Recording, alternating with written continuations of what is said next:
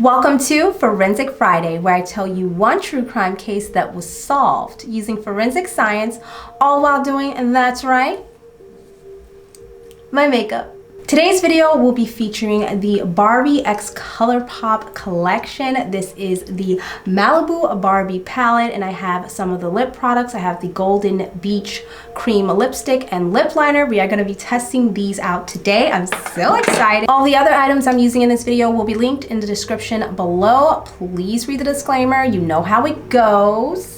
I'm in no way, shape, or form a professional makeup artist, beauty guru, beauty student, MUA, forensic pathologist, anything in criminal law. I'm just the average girl at home like you, planning makeup and talking about true crime, and also throwing in some comedy here and there that might be really insensitive because we're talking about a sensitive topic. So if that's going to fluster you, I would click out now and check out one of my other videos that are more serious in nature and have a more serious tone to them, and that might be more your vibe. Be sure to hit that subscribe button so you don't miss out on any of my future episodes, and let's get into today's case. This all takes place in Cincinnati, Ohio in 1994, where a 54-year-old divorced surgeon named Dr. Darryl Sutorious, God help me. Dr. Sutorius was a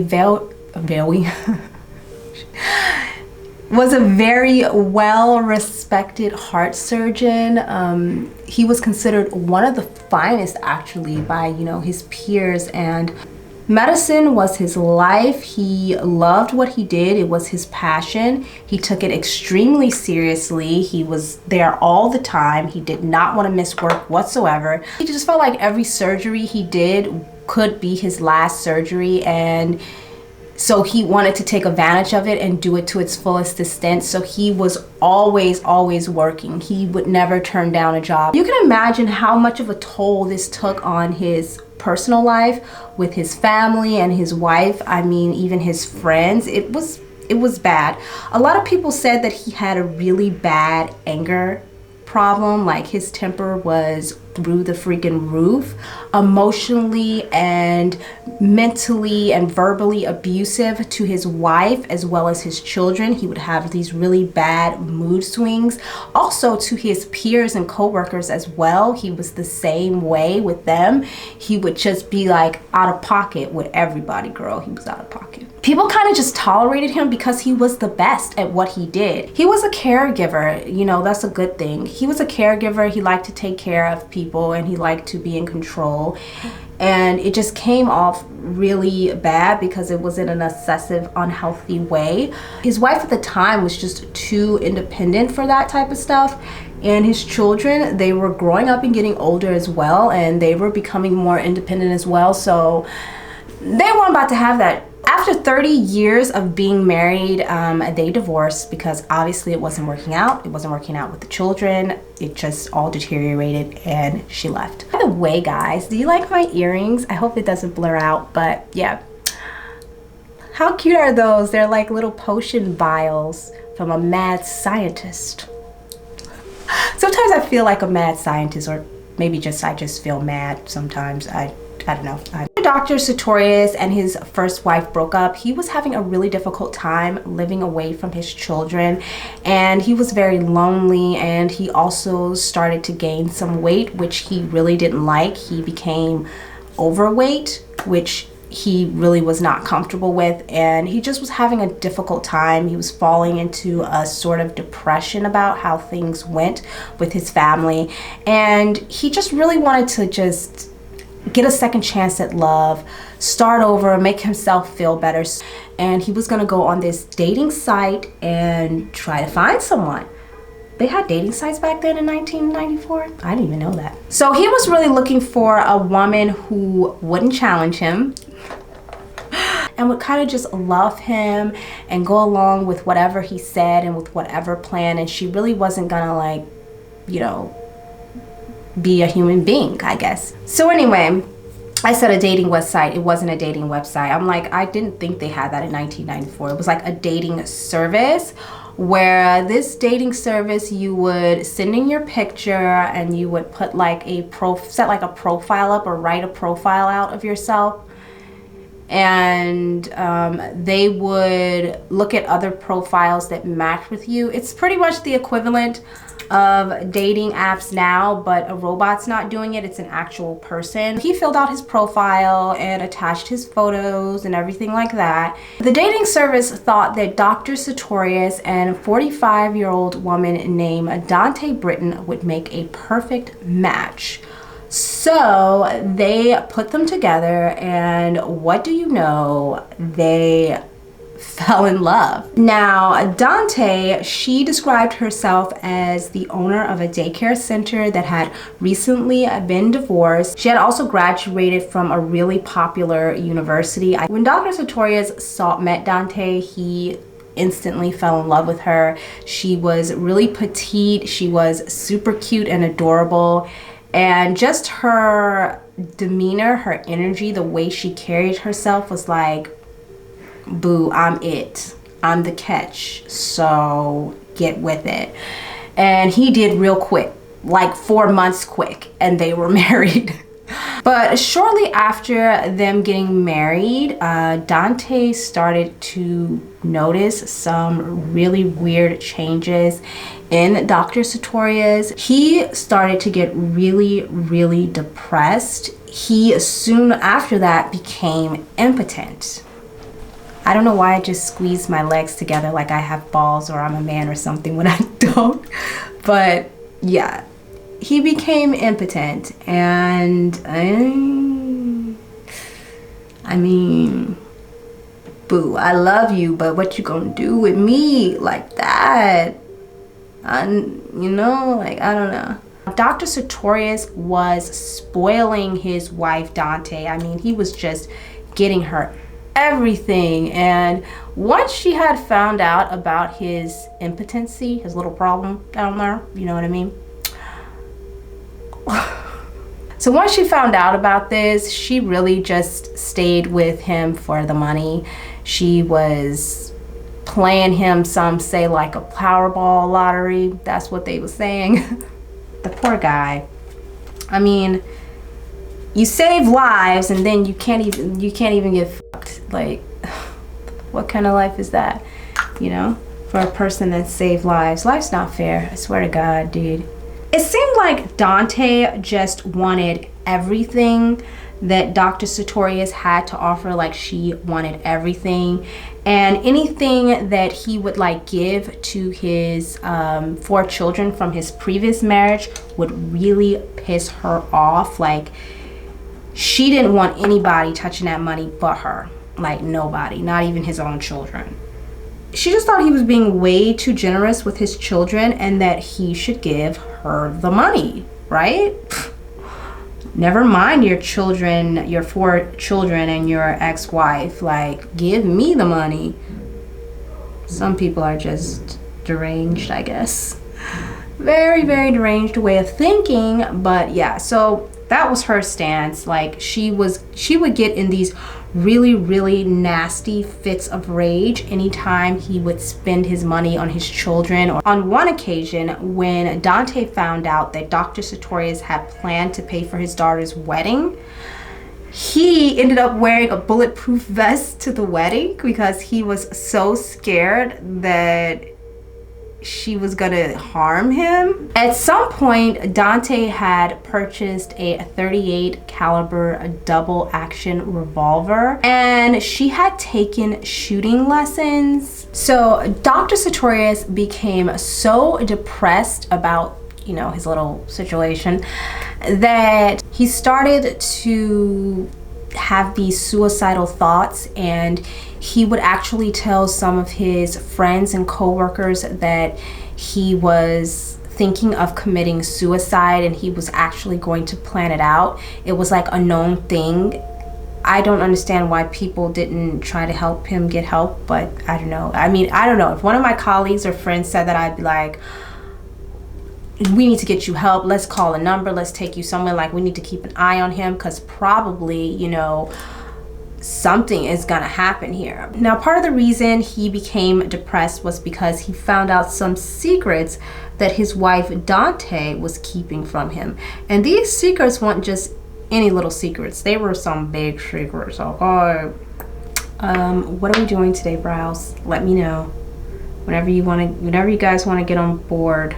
Her nasty behavior prompted Dr. Sutorius to look into his new wife's background, because he was like, this hoe is tripping for real. So he looked into her background and he found out that his wife wasn't exactly who she said she was. For starters, her name wasn't even Dante, whatever. I mean, her middle name was. And that her real name was Della. Now, her middle name was Dante, so she kind of didn't lie about that. But her last name was Hall, so it was Della Dante Hall. And she never graduated from UCLA as she had claimed. In fact, she hadn't even finished high school, which I don't knock anybody for, because these days, you guys, back then, school was a big thing, like to go to school and to graduate and all of that. Like, you literally couldn't do anything unless you went to some sort of school and had like a certificate, which is basically a piece of paper that say that you are good at something, even though you don't have any real actual experience in that topic. You just have experience in school and have read books and people have taught you about it. Yeah. She also lied about how many times she had been married. Dr. Sutorius was her 5th husband. Friends, colleagues that knew Dante said that she was often the type of woman who had to have the last words. She would leave a relationship or argument, they said, with a bang. I don't know what that means, but that's pretty alarming. Okay, what kind of bang? Like, literally, because like, I mean, there's some good bangs and then there's some bad bangs. So what type of bang are we living in a relationship with, you know? So Dr. Sutorius also discovered that his new wife Dante had a long history of violence against her other husbands. Allegedly, she threatened husband number 4 with a gun. I guess that's the bang she was talking about. Yeah, no thank you, ma'am.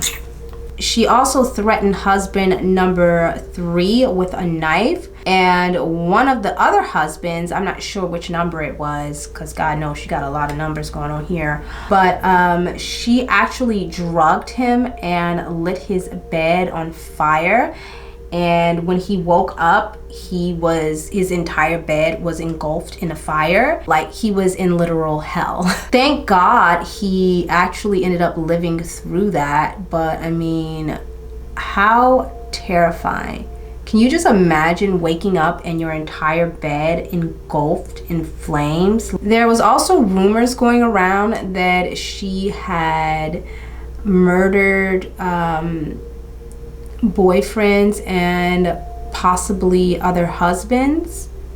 But when police went to check on, you know, these leads of hers, they found that none of the boyfriends or husbands had actually been, none of those boyfriends or husbands of hers had actually been harmed.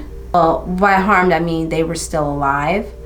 Oh guys, I'm so sorry about this video going up late. I just know it's gonna go up late. Now it's time to go into the palette. But anyway, back to the story. Dante was also convicted of threatening one of her other prior husbands with a gun. And this really scared Darryl. So one of Darryl's co-workers, another surgeon that he had worked with in Cincinnati, said that Darryl came into work one day wearing a bulletproof vest, and he asked him like, hey, what are you wearing, like what's going on?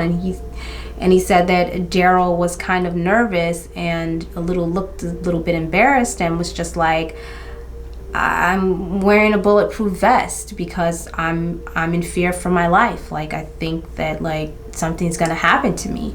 That's so scary, dude. Just imagine going to work wearing a bulletproof vest. Like, he was legitimately scared. If he was showing up to work wearing yeah, he was scared. So they're up in the operating room operating, and he's up in here wearing a bulletproof vest. Like, should we even have him in the operating room?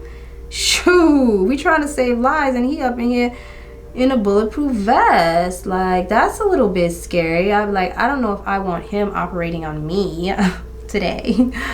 Shortly after this, Dr. Sutorius was at a gas station and he ran into a police officer, and he went to the police officer and gave the police officer a gun and told him that this is my wife's gun and I want you to take it because I'm in fear, you know, for my life. Now, the policeman at that time noticed that Dr. Sutorius seemed like disoriented or confused or something. After that, Dr. Sutorius went to his lawyer's office and he wanted to cut his new wife, Dante, out of the will. Even though they had only been married for about 10 or 11 months, he did not want her in the will. He was like, take this man out, because she's gonna take me out if I don't take her out. You know what I mean?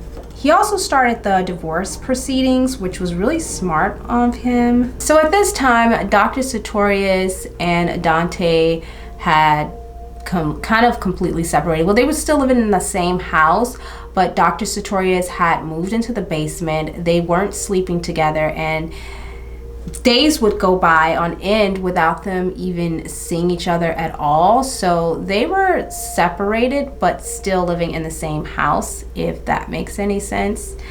I mean, if we haven't learned anything from the last video that I uploaded, we learned don't break up and still live together.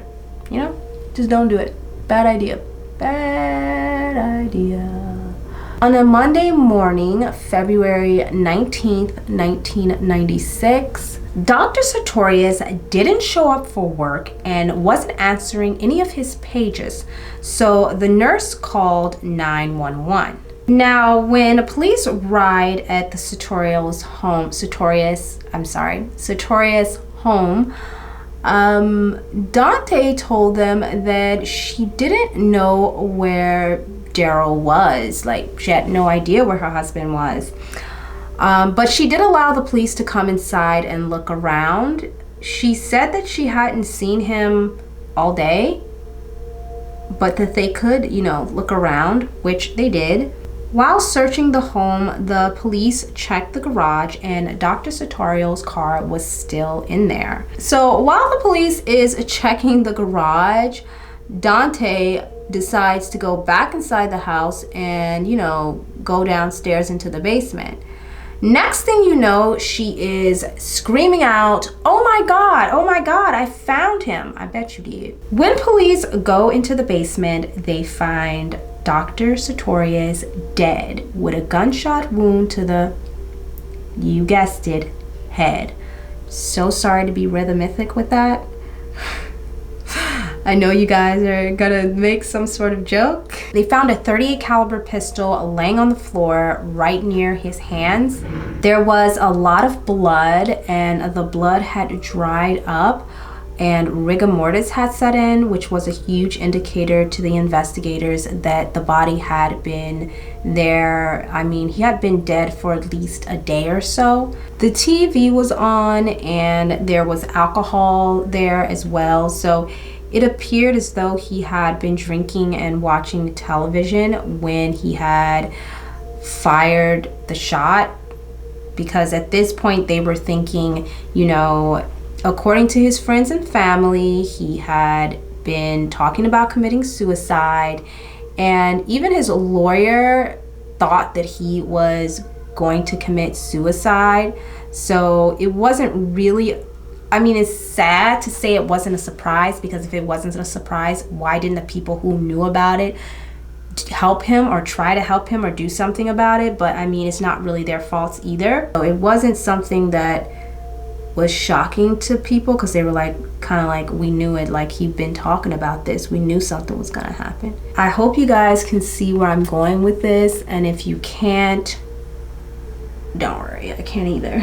Now, when police ran a check on the gun, they found that it was registered to Mrs. Sutorius, Dante. They found she had purchased the weapon just 24 hours before Dr. Sutorius was found dead.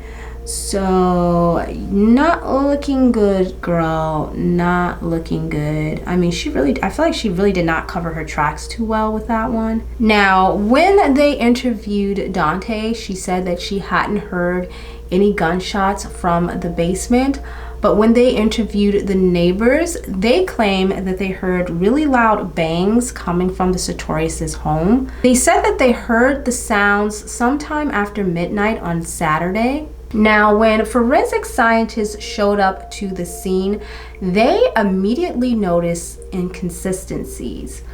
First of all, there were 2 shots that were fired. One round into the cushion on the couch, and then the other one into Dr. Sutorius' head. Police thought that it wasn't that uncommon for someone who was planning on committing suicide to test fire the weapon first. Now, the bullet entered just above the right ear and there was no exit wound. There was blood that was coming out of Sutorius' mouth and nose, but there was blood spatter on Dr. Sutorius' left arm as well as both sides of his right hand.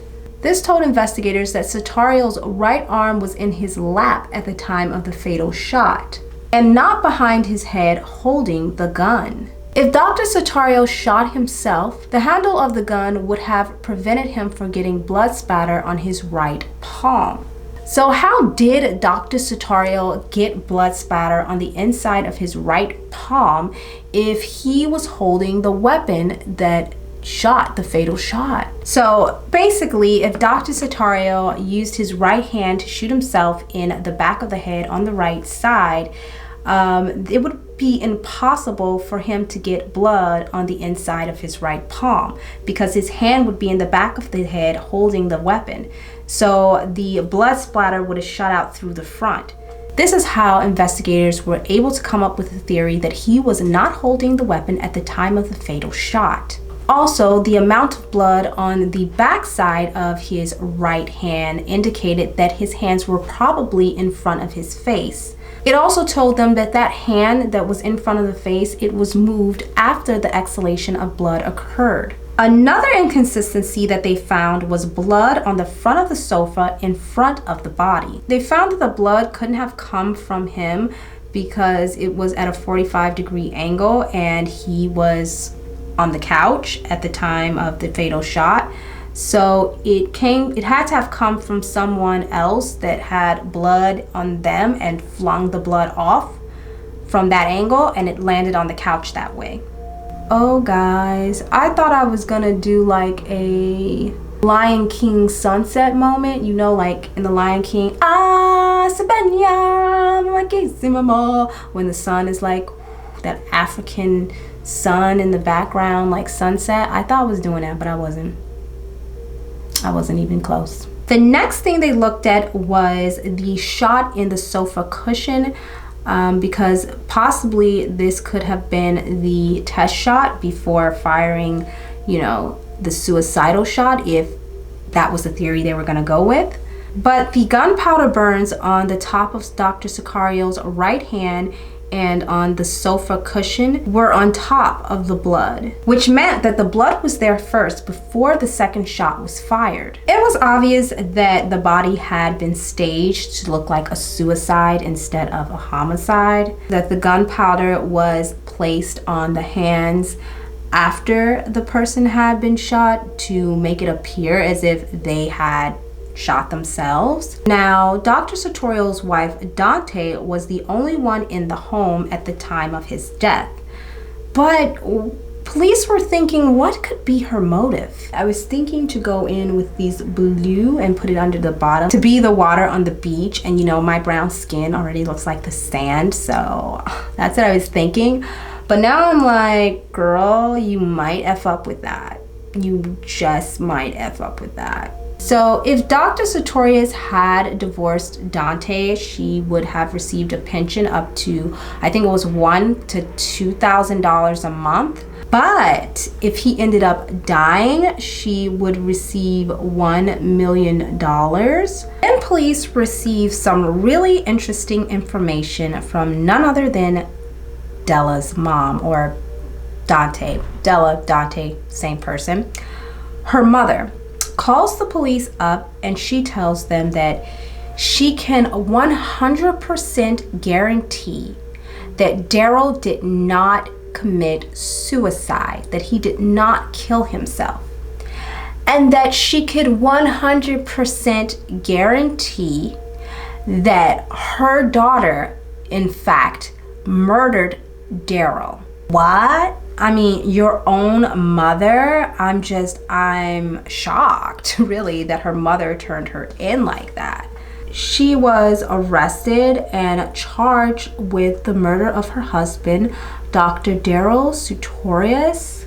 I feel like this was a really fast catch for investigators because she was just not smart enough from the jump, you know? Dante's lawyers suggested that another killer had come in and committed the crime because just 3 days after Dr. Sutorious' death, there were 2 brutal killings in the neighborhood, but there was no signs of forced entry into the Sutorius' home. Prosecutors were convinced that the motive and forensic evidence pointed straight to Mrs. Sutorius, Dante. In the courtroom, Dr. Sutorius' voice was heard on an answering machine, a message he had left for his daughter. And honestly, you guys, if you listen to this message, it is so, for me, it just gives me chills and it just makes me so sad. He was pretty much saying, like, telling his daughter, don't talk to Dante. And he said, please, I may not live through this. And you could hear in his voice, just like, it was so eerie because you could just hear in his voice how scared and terrified he was. It almost sounded like he was crying a little bit. He was like, just please, trust me. Don't contact Dante. Don't talk to Dante. Don't push this. Dante made a lot of mistakes in trying to cover up what she had done. There was blood on the back of his hand that shouldn't have been there. There was blood on the couch, blood spatter on the couch that she flung from her hand that shouldn't have been on the couch, especially from someone who had committed suicide. There was the gunpowder residue that was found on the couch and on his hand. There was the blood on the inside of his palm that shouldn't have been there. There was just like, she made way too many mistakes to get away with it. Oh, I think I nailed this one, guys. I may have nailed this one. I was thinking like, no girl, you just look like a clown, but I still like a clown, but I mean a cute clown. So, and it definitely does look like a sunset on the beach with like the water underneath, and my skin is so brown, so it looks like the tan sand. Thanks to forensic science and some good police work, Della Dante Sutorious was convicted of aggravated murder and sentenced to life in prison. She became eligible for parole in 2014. What do you guys think about this case and my makeup look? Please let me know in the comments down below. If you like videos like these, check out my last episode. I'll leave it linked on the screen right here or right here. And as always, don't forget to like, comment, and subscribe, and I'll see you guys next Friday with another Forensic Friday episode. A late one, probably. Bye!